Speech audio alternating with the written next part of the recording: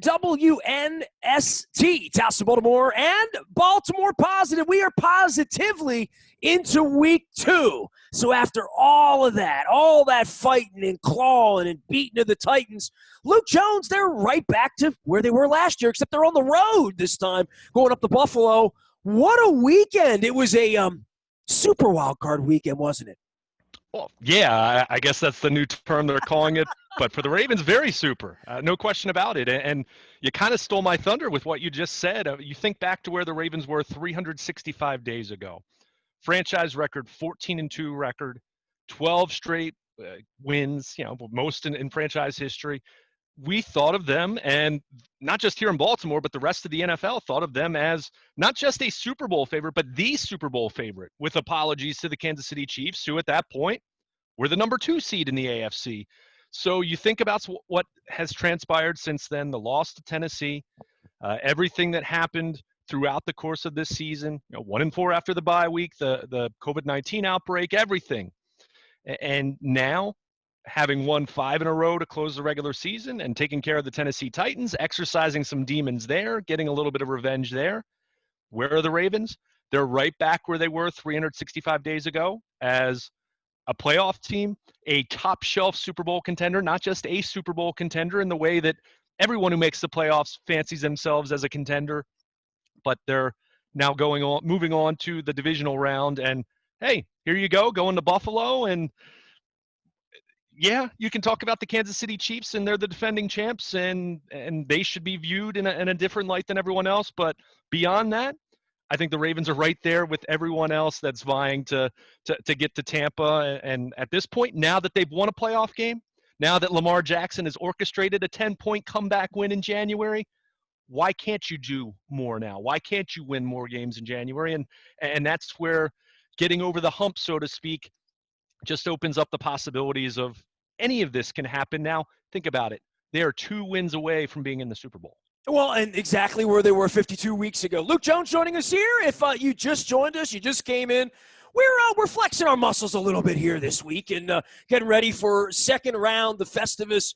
Luke, I'm going to say that I had my hands. I was out at the radio station all weekend. I had my hands on all the purple floodlights that I bought back in 06, and I'm like, no, I'm not going to do it. I'm not breaking my – but I did go purple shirt today. I did break out the spring, the spring golf wear here, hoping that, we're not golfing this time next week. One of the big parts is we're going to go through all the game. We're going to go through Lamar. We'll go through the Titans. We'll go through the Bills and, how they played this weekend against the Colts and what happened with the Steelers and the Browns.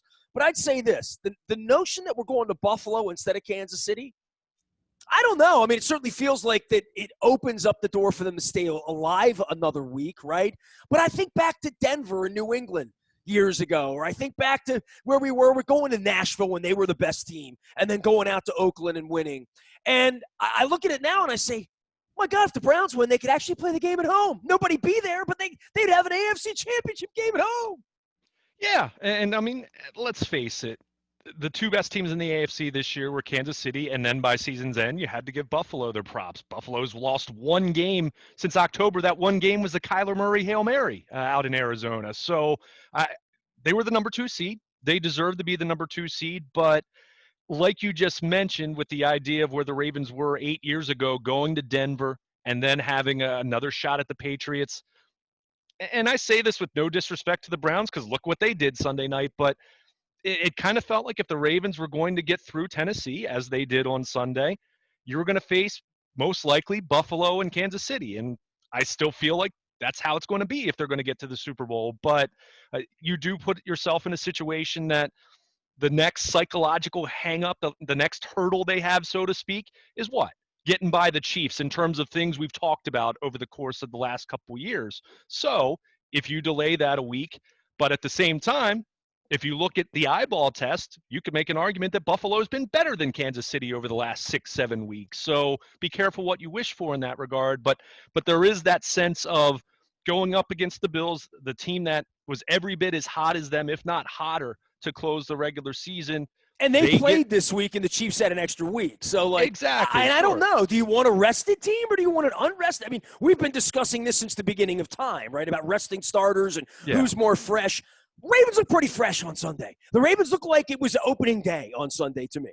Well, I mean, after the first quarter, I mean, certainly it didn't start out all that favorably, and I think for me, and as I wrote at BaltimorePositive.com, as much as the focus will be on Lamar's legs and the 48-yard touchdown, and I mean, we'll get to Mike Vrabel's decision on 4th and 2 with 10 minutes ago, which I thought was awful, It and I think happened twice in the he same cost his day.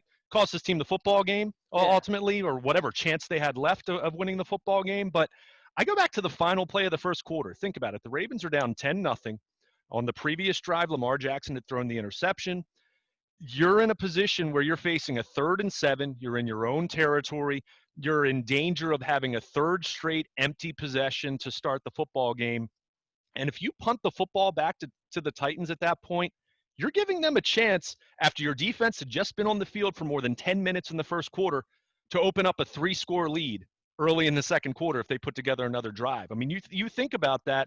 As much as we talk about, one play does not make a full football game, we also know that every play affects the ultimate sequence of events in a Well, football how about game. the Steelers? The ball goes over his head on the first play, and they never got up. I mean, maybe they got up at 11 o'clock at night, maybe sort of Right. kind of. But to your point, how do you fall behind early? Well, the Ravens did it, and the Steelers did it early, Well, quickly, they did. very quickly. They did. But going back to the play that I was talking about, when it's 3rd and 7, which is not generally a place the Ravens want to be very often, 3rd and medium to long distance.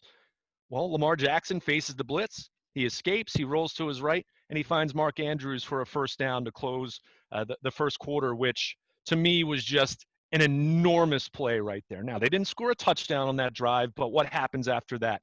They move the ball down the field. They take some time off the clock. They give the defense a chance to regroup, a chance to kind of figure out what Tennessee was doing with their passing game, and they get a field goal out of it. So suddenly it's 10-3. You're only down 7 points. It's a 1-score game. Your defense just had a chance to catch its breath. And what does it mean for the football team? It slows the heartbeat, so to speak. Even though John Harbaugh said that no one blinked on the sideline, and Derek Wolfe said no one blinked on the sideline, and no one was paying attention to the scoreboard, you know very well, because these are all human beings, and there's the human element and the psychological element to this. When they fall behind 10-0 in the first quarter, even if it was for a split second, there were coaches and players on that sideline thinking to themselves, oh man, here we go again. Are you kidding me? Even if just for a second, and then they get back to it. Well, But Lamar had that moment right before the run, right? I mean, Lamar was pounding the ground in the bottom of the pile when he got caught, right? And on the next play, he broke the 48-yard touchdown play. That frustration, that visible, we're getting our ass kicked and we don't know what to do about it. You know what I mean? yeah, but We've seen I'll that look over the right. last 2 years when they've lost. They've gone into a little bit of a hole, led by their leader to some degree. Sloppy tackling on the other side. I mean, this team, if they lose this week in Buffalo, I promise you that'll be the story. It'll be Lamar pounding the ground, down 13 points, interceptions, things going wrong. I mean, we've seen that script, and we've seen it get out of hand. It didn't get out of hand on Sunday. As a matter of fact, they got that play, that Mark Andrews play you talk about, really did turn down the heat on the water. You know what I mean? It sort of leveled things out a little bit to say, all right, we're in this game, because one thing they haven't been done is blown out by the Titans, right? Yeah, I mean, if you don't complete that pass to Mark Andrews, again, there's 3 quarters of football left. So I'm not going to sit here and say they lose the game, but the scenario presents itself that you're punting the ball back to the Titans. You're already down 10-0. Your defense, which struggled in the first quarter, and we know they were dominant after that, but at that point, they're going back on the field, and what are they thinking? All right, Lamar, offense, what are we doing here?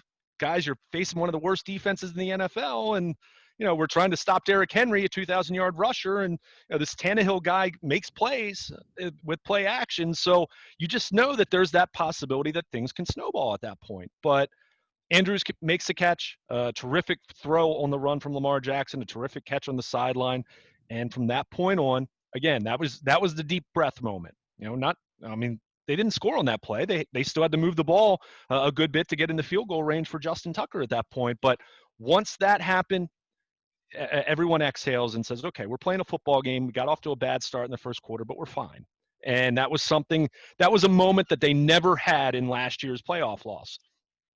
They give up the touchdown early on after the interception. They get stuffed on 4th and inches. And the next play, what happened? Tannehill throws a touchdown, a deep ball, and it's 14-0, just like that. And you're shell shocked. And at that point, you could just tell that they were in trouble. And not that the score was out of hand, but they were in trouble. So the Well, they Andrews were in play. trouble down 10-0, right? I mean, like to your point, Uh, they were in trouble. but you're really not, unless you don't make a play to turn the tide a little bit. I mean, it's not as though the Mark Andrews play was a Hail Mary, a 60-yard fluke of a play. It was a tremendous play made by your reigning MVP quarterback and your Pro Bowl tight end from a year ago. So it's not as though that was an impossible play, but it was such a critical play because you don't want it to get to a point where Tennessee has a chance to go up 17-0, and then you're really starting to feel it. And that's where, at that point, Or you make a mistake, like a fumble, or the ball goes off the 8 and the 9 and up into the air and goes back the other way. Ask Roethlisberger about that. Sure. Yeah. I mean, it's so that was just such a critical play. And look, there were plenty of important plays over the course of 60 minutes, but I still look at that play as the play that calmed things down early on. And then you're fine. Then you're playing three more quarters, and you get a field goal. You're down by 7 points. No big deal. And at that point, that's where you are able to calm yourself down, and you're playing a game. And then at that point, it was all Ravens. I mean, think about it. From that point, Tennessee had, I think, around 80 yards over the final 3 quarters. They had one field goal over the final 3 quarters. And not that it was a dominant offensive performance in terms of points scored. I mean, the Ravens scored 20. That's nothing special, but they controlled the tempo. They played their style of game. They rushed for over 230 yards. Lamar Jackson did his thing in spectacular fashion. The game was over at 3:45. Yeah, I mean that's how they win. They were able to impose their will. And on the flip side, and maybe it's just the Ravens Titans playoff lore, another 2,000-yard rusher, as was the case with Jamal Lewis in 2003 playing at home against Tennessee, absolutely shut down by the opposing defense. And kind of eerie to see what the numbers were. I mean, you go back to 2003, Tennessee held Jamal Lewis to 35 yards on 14 carries. The Ravens held Derrick Henry to 40 yards on 18 carries. By the way, that was the game where Schwartz locked me in the office down with the Titans and made me watch it. So, yes, because he was the architect of holding Jamal to 35 yards that day. No question. Anthony Wright may have played a role in that, by the way. Well, Anthony Wright didn't get much help, though, is the point. And Anthony Wright wasn't the quarterback that you're wanting to put it all on his throwing arm. I'm trying to think of who the skill position players were on that team. It probably wasn't. Todd Heap was the top receiver, and they had, as a tight end, and they had Travis Taylor, who was okay at best that year, and Marcus Robinson, who had the great game against Seattle, but not a whole lot beyond that. He played pretty well. Remember, he had a little bit of a rapport with Anthony Wright, but kind of amazing once again in this rivalry that how I feel about Ravens-Titans. As I said to you last week, Ravens-Titans was Ravens-Steelers before Ravens-Steelers, quite frankly. I mean, it really was. It was our first rivalry, sure. 99 through 2001, it was every bit as nasty as what Ravens-Steelers would become at its nastiest moments. But the road team wins, right? I mean, that's what it comes down to. The road team wins. The team that's, even though in this case the Ravens were the. It's uncanny, right? 5 games, right? Yeah, and this is the second time in the wild card. Most of the time, these teams are playing in the divisional round, and one team's the number 1 seed. So not quite those circumstances, but hey, it was the Titans playing at home. Yes, Vegas had the Ravens as the favorite, so it's not as though you view it as an upset on Sunday. But just Ravens are dogs in Buffalo, by the way. So they are 2.5 point dogs, and they should be because again, as much as people will look at it and say, okay, we even just talked about it a few minutes ago. Yeah, they're avoiding Kansas City and delaying that for a potential AFC championship showdown. But anyone who's watched the Buffalo Bills over the second half of the season, don't be happy you're playing them either, because they're playing darn good football. And they had their choppy moments against Indianapolis, but that was a reminder to me that it's the second season. The playoffs are a different animal than the regular season. And who's learned that lesson more than anyone over the last couple of years? It's the Baltimore Ravens. So looking forward to a great matchup in Buffalo Saturday night. Already saw it's going to be cold. Saw there's a early I don't know how much you put into it because there's a chance of snow showers every day in the winter in Buffalo, but it's going to be cold. And But it's not going to be like 10 below. It's going to be 30 degrees, right? yeah, I mean, I checked the weather because I have a flight and I move things around. I wanted to ask you about this, and this isn't just a point spread question, but this is just more an ideological question, which was we've watched over the last 5 weeks that they beat up bad teams. They barely beat Cleveland and, the whole Lamar running to the bathroom and the IV and the cramps and all of that. And what really happened, of course, whether toilets were flushed or not. But winning 20-13 in the playoffs, that's how you win playoff games, right? Like the notion you're going to win 45-6, all things aside of what Cleveland did to Pittsburgh early in the game, it was 35-7. Sometimes those things go off the tracks and there's 51-0 games. I was at one of them. I gave Amy Trask a hard time over the weekend. I found my Oakland Raiders Bills championship game ticket from the Jay Schrader mess up there. We're watching the Buffalo game and going to Buffalo this week. I'll probably write a little bit about that this week and talk about it here. But the notion that when you get to this point, dude, winning by, fractions is fine. It is literally like there are only wins and losses when you're doing it on the road. But it is hard to sort of be impressive and say, well, the Ravens are going to put up 40 against this awful Titans defense before the game and stand a little disappointed that it didn't go better. I was a little disappointed with the Ravens defense early in the game, and I think that's something we need to speak about because the new enemy is Hia Terp, Stephon Diggs, and Allen, and what they did to the Ravens last year in December, 13, 14 months ago now, that we're going to be looking at that matchup and saying, how good are the Ravens? And your headline at Baltimore Positive when I woke up on Monday morning, tracking insurrection amongst other things, had to do with the fact that they're now a Super Bowl contender and they've sort of arrived. I would feel more like they arrived that they would have beaten snot out of Tennessee. They didn't, and that's okay, and that doesn't mean anything for Saturday night. But just on can they go to the Super Bowl? Can they win a Super Bowl? Can they beat their kryptonite in Kansas City next week if they get through Buffalo? We all sort of thought they were going to Kansas City this week, right? The effort was impressive enough to me to make them an underdog in Buffalo, right? You're getting value with the Ravens this week if you really think like you do, that they've arrived and they're back to sort of being where they were last year. Well, I mean, it comes down to this. No one's guaranteed. I mean, just because you say someone's a Super Bowl contender doesn't mean they're going to go out and do it.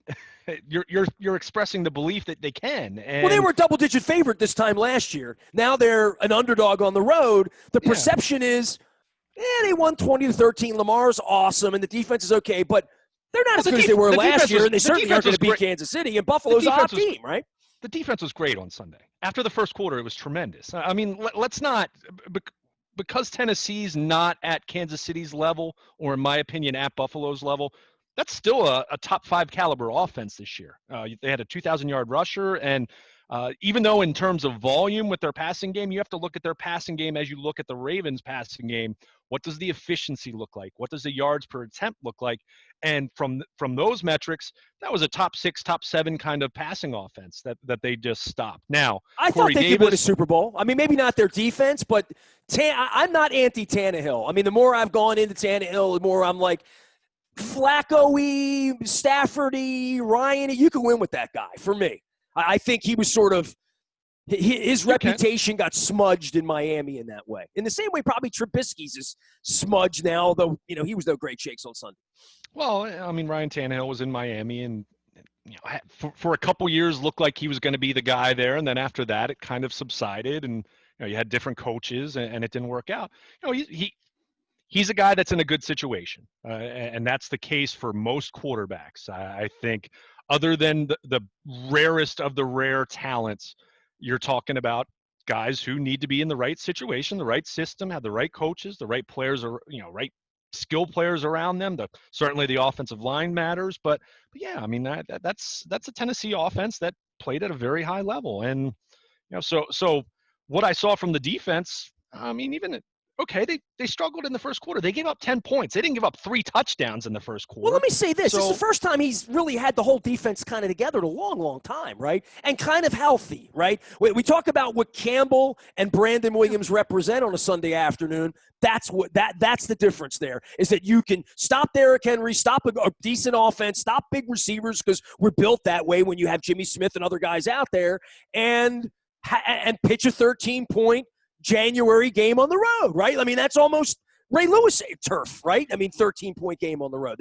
That's you'll win every week if you're doing that, literally. Sure, and to expect them to hold Buffalo to 13 points, to hold Kansas City to 13 points, probably not realistic. And in fact, isn't realistic based on just, it's really tough to do that multiple weeks in a row. But at the same time, and this goes back to what I said earlier in our conversation, when you've done it, when you've accomplished that in January against a legitimate team, and say what you want about the Tennessee Titans in terms of their defense and what it meant for their Super Bowl chances, they were the AFC South Division champions, and they were a team that beat them last year and scored 28 points against them last January, and came back from a double-digit deficit in the second half in November. So it's a feather in your cap. It's a notch on your belt, so to speak, to say, look what we just did. That's not to say that you're satisfied with that, but it gives you that mental lift if you're in a position where you're down 10 points in Buffalo, or heaven forbid down